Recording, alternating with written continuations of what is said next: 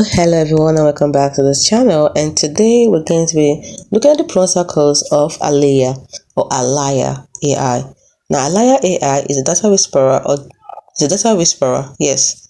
It promises to be a data whisperer, but is it actually a data whisperer or is it just a very noisy neighbor? Let's find out.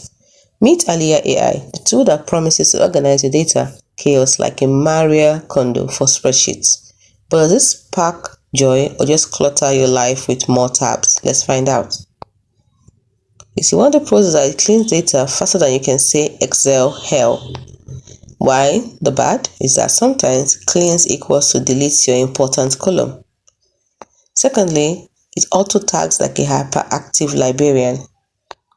Con to that is that it tags your coffee budget as suspicious activity. Next advantage is that it works with about 10 plus apps, even your ancient CRM. The con is that seamless integration equals to 47 error messages first. And lastly, free plan exists unlike your patience. But the con, premium costs more than your team's snack fund. So what's the verdict? It is great for data holders, frustrating if you miss the undo button, and easy to look productive but hide the coffee receipts. Yes, hide the coffee receipts. P.S. If a liar judges your Netflix habits, blame the algorithm.